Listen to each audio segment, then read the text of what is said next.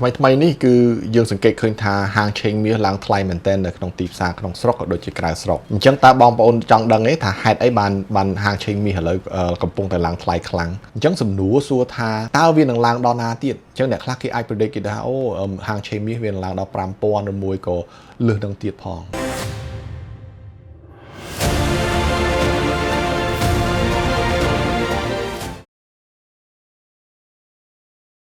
ឈ្មោះ Garuda Welcome ចូលនៅក្នុងកម្មវិធី News with the News នេះថ្មីម្ដងទៀតប្រធានបទថ្ងៃនេះគឺយើងចង់និយាយអំពីមាសហាងឆេងមាសអញ្ចឹងហាងឆេងមាសនៅក្នុងស្រុកយើងក៏ដូចជានៅក្រៅស្រុកហ្នឹងពេលថ្មីនេះវាកំពុងតែឡើងថ្លៃខ្ពស់មែនតើបើយើងប្រៀបធៀបជាមួយនឹងមួយឆ្នាំ2ឆ្នាំមុនអញ្ចឹងតម្លៃនៅក្នុងពេលបច្ចុប្បន្ននេះគឺបើយើងនិយាយពី US dollars វិញមួយ troy ounce នៅខ្មែរយើងប្រើតម្លឹងអញ្ចឹង1.2 troy ounce ហ្នឹងវាប្រហែលជាមួយតម្លឹងអញ្ចឹងមួយ troy ounce ហ្នឹងនៅទីផ្សារអន្តរជាតិឥឡូវហ្នឹងគឺ3600ផ្លាយបាទអញ្ចឹងបើសិនជាយើងនិយាយថានៅក្នុងមួយតម្លឹងវិញមួយតម្លឹងនៅស្រុកខ្មែរយើងប្រហែល4000ជាងផ្លាយបាទអញ្ចឹងវាខ្ពស់មែនតើបើយើងប្រៀបធៀបជាមួយគ្រាន់តែមួយឆ្នាំ2ឆ្នាំមុនដែលតម្លៃហ្នឹងវាมันខ្ពស់ដល់ថ្នាក់ហ្នឹងឯងបាទអញ្ចឹងវាមានច្បាស់ជាមានហេតុផលខ្លះដែរហើយដែលធ្វើឲ្យមាសនឹង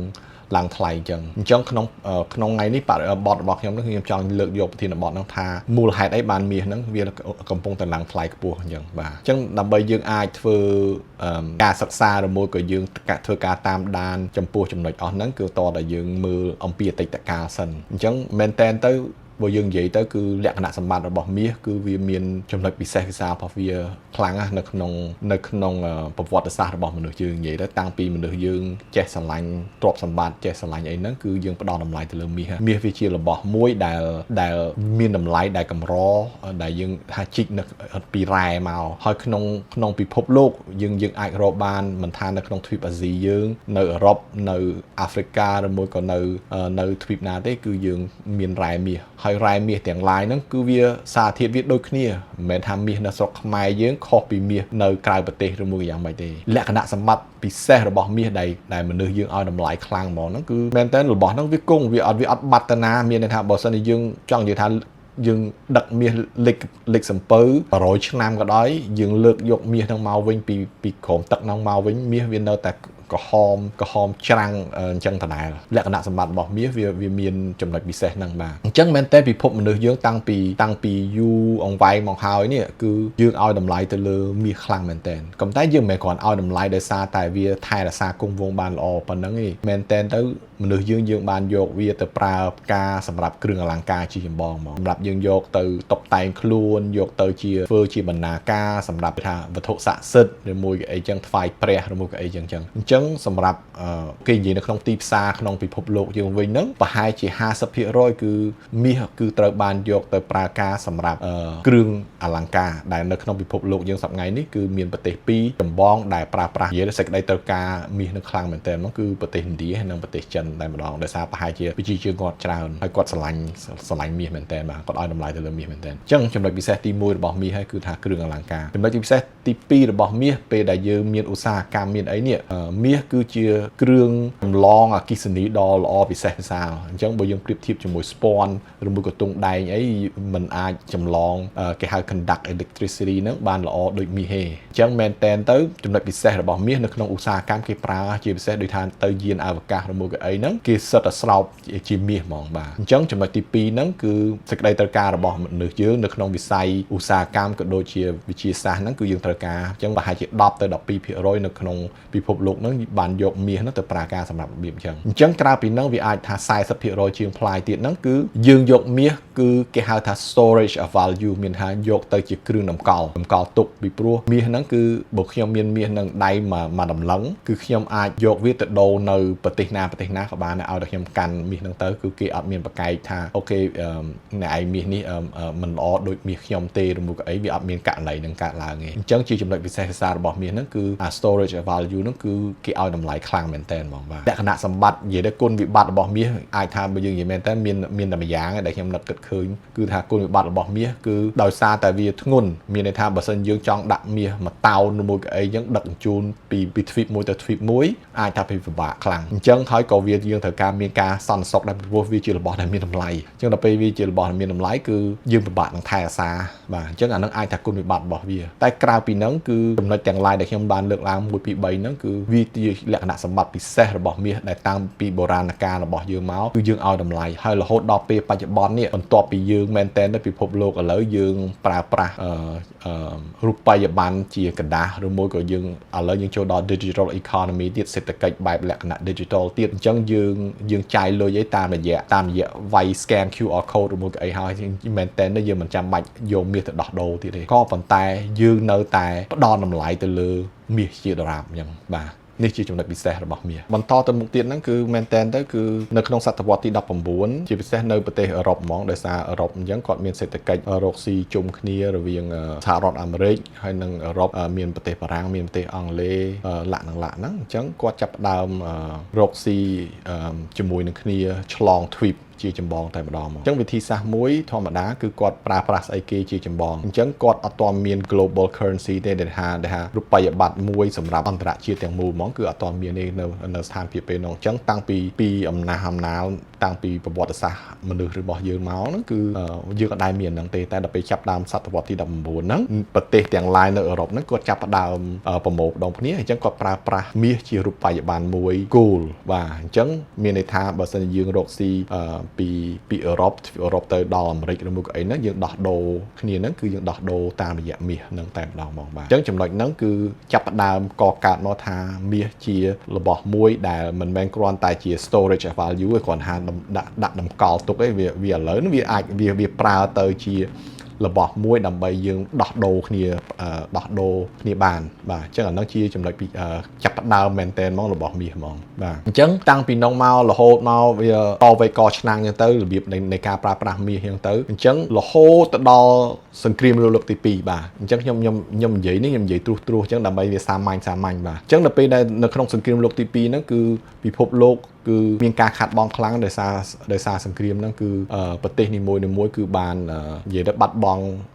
ហេដ្ឋារចនាសម្ព័ន្ធរបស់ខ្លួនខ្ពស់អ្នកដែលអាចថាចំណេញខ្លាំងជាងគេខ្លាំងមែនតើហ្មងគឺសហរដ្ឋអាមេរិកដែលគាត់នៅទ្វីបអាមេរិកទាំងមូលហ្នឹងអញ្ចឹងគាត់មានបានសូវប៉ះពាល់ខ្លាំងប្រមាណទេបើយើងនិយាយពីសង្គ្រាមតាមពិតគាត់ជាប្រទេសមួយដែលទទួលបាននៅភាពជោគជ័យអញ្ចឹងនៅរាល់ប្រទេសទាំងឡាយជាពិសេសនៅប្រទេសអឺរ៉ុបក្តីឬមួយក៏ប្រទេសអាស៊ីយើងក្តីអីក្តីហ្នឹងគឺត្រូវបានរបស់របរពីប្រទេសអាមេរិកឬមួយក៏យើងខ្ចីរបស់ពីប្រទេសអាមេរិកដូចជាគ្រឿងសព្វាវុធការប្រើប្រាស់ធុធាតុដើមឡាក់អីចឹងទៅបាទដោយសារប្រទេសទាំងឡាយហ្នឹងគឺគាត់បានបាត់បង់អស់ទៅហើយនៅក្នុងសម័យសង្គ្រាមបាទអញ្ចឹងក្នុងន័យហ្នឹងដើម្បីឲ្យមានភាពងាយស្រួលនៅក្នុងការដោះដូរគ្នាឬមួយក៏ធ្វើពាណិជ្ជកម្មហ្នឹងគេចាប់យកចំណុចប្រើប្រាស់រូបិយប័ណ្ណដុល្លារហ្នឹងអញ្ចឹងមែនតើនៅក្នុងពេលហ្នឹងគឺគេថាអូខេបើសិនជាយើងយកជាដុល្លារអញ្ចឹងតើយើងមានຂະຫນាតអីដើម្បីជាគោលអញ្ចឹងតាំងពីនោះមកគឺគេយកຂະຫນាតគេប្រជុំមួយនៅគេហៅ Bretton Woods បាទនៅ Bretton Woods ហ្នឹងគេប្រជុំហ្នឹងគេថាអូខេឥឡូវយើងចាប់យកຂະຫນាតជាគោលគឺមាស1អោន troy ounce ហ្នឹងគឺស្មើនឹង$35អញ្ចឹងអាហ្នឹងជាຂະຫນាតគោលមួយនៃរូបិយប័ណ្ណដែរអញ្ចឹងប្រទេសណានេះគឺយើងសម្របសម្រួលការនាំចេញនាំចូលរបស់យើងឬមួយអីហ្នឹងគឺ based on ទៅលើ$35មួយអោនបាទអញ្ចឹងបើសិនជាយើងត្រូវការទិញអីវ៉ាច្រើនពីប្រទេសដទៃទៀតហ្នឹងគឺយើងត្រូវយកមាសរបស់យើងតម្កល់ឬមួយក៏នៅក្នុងស្រុករបស់យើងហ្នឹងយកទៅឲ្យគេអញ្ចឹងទៅដើម្បីដូរមកជាផលិតផលឬមួយក៏អីចឹងទៅបាទអញ្ចឹងនាំគ្នាដល់ពេលយូរទៅគឺយើងនាំគ្នាទៅដាក់នៅគេហៅ Fort Knox បើយើងនិយាយមែនតើ Fort Knox នៅប្រទេសអាមេរិកហ្នឹងគឺថាអូខេដាក់លុយដាក់មាសតម្កល់ហ្នឹងហ្មងទៅជាធ្នូហ្មងព្រោះយើងដឹកជញ្ជូនឬមួយក៏អីហ្នឹងវាពិបាកវាធ្ងន់ណាស់មាសរាប់តោនហើយសន្តិសុខឬមួយក៏អីហ្នឹងវាអត់ស្រួលទេអញ្ចឹងគេដាក់ជាធ្នូនៅហ្នឹងទៅអញ្ចឹងប្រទេសនីមួយនាំគ្នាតម្កល់ទុកនៅទីនោះតែម្ដងហ្មងអញ្ចឹងខ្ញុំនិយាយកាត់បន្តថែមទៅមុខទៀតហ្នឹងគឺថាអស់ពេលកន្លងមកទៀតហ្នឹងគឺប្រទេសអាមេរិកគាត់បានធ្វើសង្គ្រាមជាចម្បងហ្មងគឺនៅ Fifth Indochina យើងនេះដែលមានប្រទេសខ្មែរមានវៀតណាមមានឡាវនេះអញ្ចឹងសង្គ្រាមហ្នឹងគឺធ្វើឲ្យអាមេរិកគាត់ខាតបង់ខ្លាំងណាស់បើយើងនិយាយពីសេដ្ឋកិច្ចវិញគឺគាត់ចាយលុយច្រើនណាស់នៅពេលនោះ រដ្ឋាភិបាលអាមេរិកគឺចាយលុយច្រើនមែនទែនអញ្ចឹងដើម្បីគាត់ថេ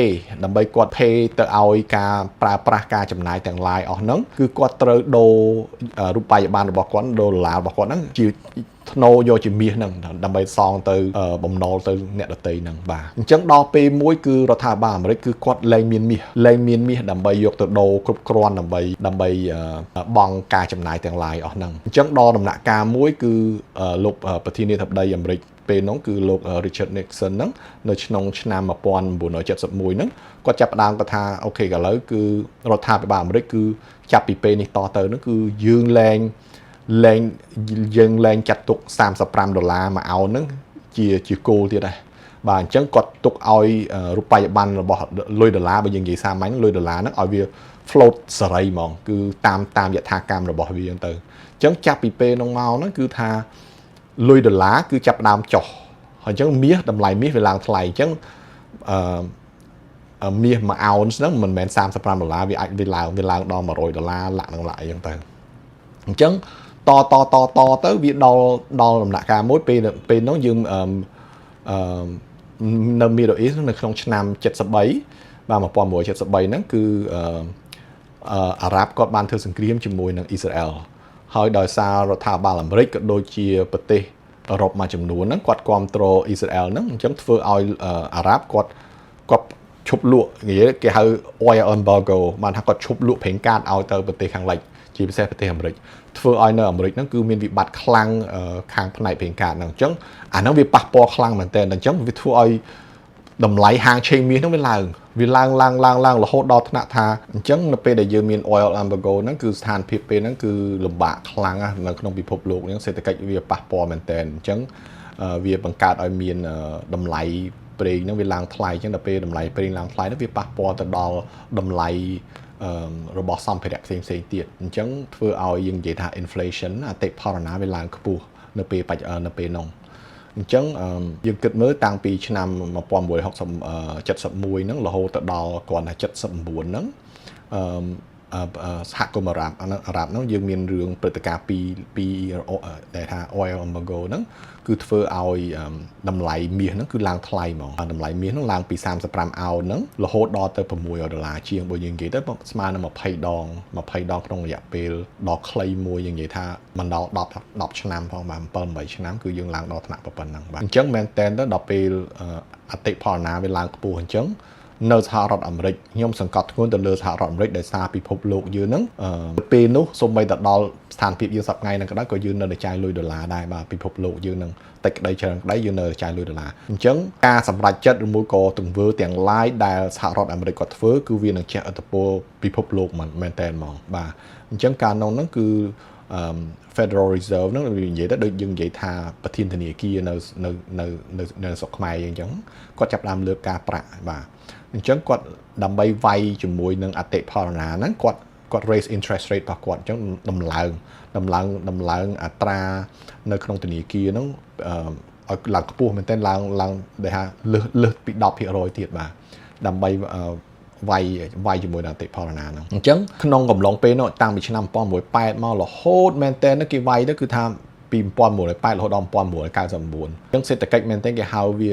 under recession ប្រទេសអាមេរិកក៏ដូចជាពិភពលោក under recession អញ្ចឹងពេលនោះតម្លៃហាងឆេងមាសមិនឡើងថ្លៃទេដោយសារអតិផរណាវាឡើងខ្ពស់ហ្នឹងការប្រាក់វាឡើងខ្ពស់ហ្នឹងអញ្ចឹងដែលគេវាយទប់រឿងការប្រាក់ហ្នឹងអញ្ចឹងធ្វើឲ្យមាសហ្នឹងគឺតម្លៃនៅនឹងអញ្ចឹងរយៈពេល20ឆ្នាំតម្លៃមាសគឺបើយើងមើលនៅក្នុង graph វិញគឺវានៅដដែលនិយាយទៅវានៅថេរហូតអញ្ចឹងទៅបាទរហូតដល់ឆ្នាំ2000ដែលចាប់ដើមយើងប្រទេសរៀងស្រួលបន្តិចអញ្ចឹងយើងចាប់ដើមមានបញ្ហាមួយកើតឡើងហ្នឹងគឺ Federal Reserve ហ្នឹងគាត់លើកការប្រាក់នឹងខ្ពស់អញ្ចឹងទៅធ្វើឲ្យអ្នកដែលល្អជាងគេបំផុតគឺអ្នកដែលវិនិយោគនៅក្នុង stock អញ្ចឹង stock market ហ្នឹងគឺឡើងថ្លៃខ្ពស់មែនទែនលុយដុល្លារហ្នឹងគឺវាអ្នកណាគេក៏ចង់បានលុយដុល្លារអញ្ចឹងពិភពលោកហ្នឹងគឺគេទៅវិនិយោគទុននៅក្នុងប្រទេសអាមេរិកដោយសារដែលយើងបានដែលចង់និយាយថាបើយើងយកលុយប្រាក់សន្សំទៅសន្សំវិញវាបានខ្ពស់អញ្ចឹងណាបាទអញ្ចឹងតែវាគុណវិបត្តិរបស់វាមួយគឺថាធ្វើឲ្យរបស់របរអីហ្នឹងវាឡើងចាប់ដើមឡើងថ្លៃដែរហើយសូម្បីតែសេដ្ឋកិច្ចហ្នឹងវាអាចថាគេហៅថា stock bubble បាទអញ្ចឹងហាង chain stock ទីផ្សារ stock ហ្នឹងគឺវា bubble ចឹងវាផ្ទុះចឹងដល់ពេលឆ្នាំ2000ជាងហ្នឹងចាប់ផ្ដើមពី2000ហ្នឹងប្រទេសអាមេរិកគាត់ចាប់ផ្ដើមមាន recession ចឹងដល់ពេលមាន recession ហ្នឹងគឺបញ្ហាជាចម្បងហ្នឹងគឺថាវាជះឥទ្ធិពលខ្លាំងទៅដល់មាសដែរ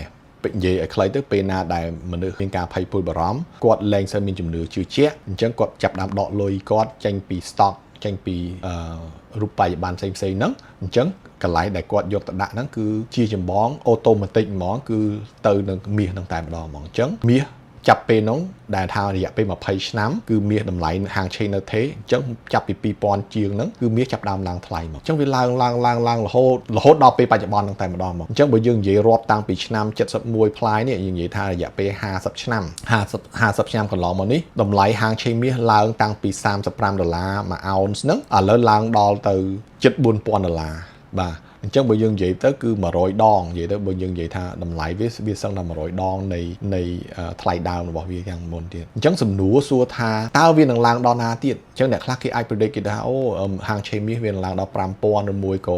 លើសនឹងទៀតផងបាទអញ្ចឹងប្រធានបទថ្ងៃនេះហ្នឹងគឺខ្ញុំព្យាយាមចង់និយាយអំពីរឿងមាសហ្នឹងក៏ប៉ុន្តែយើងនៅតែអត់ទាន់ឆ្លើយសំណួរថាតើមាសវានឹងឡើងថ្លៃដល់ប៉ុណ្ណាឬមួយក៏វានឹងធ្លាក់ចុះទៅវិញទេឬមួយក៏យ៉ាងម៉េចយើងនៅតែអត់ទាន់យល់អំពី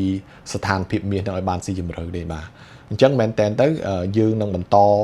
ប្រធានបទនឹងមួយទៀតគឺនៅក្នុងអេពីសូតបន្ទាប់ទៀតដែលខ្ញុំនឹងនិយាយបកស្រាយរៀងស៊ីជម្រៅបន្ថែមទៀតដើម្បីយើងអាចទាំងអស់គ្នាអាចយល់ដឹងបន្ថែមទាំងអស់គ្នាបាទអញ្ចឹងខ្ញុំសូមអរគុណប្រិយមិត្តទាំងអស់គ្នាក្នុងពេលនេះហើយយើងជួបគ្នាម្ដងទៀតនៅក្នុងអេពីសូតបន្ទាប់ទៀតបាទ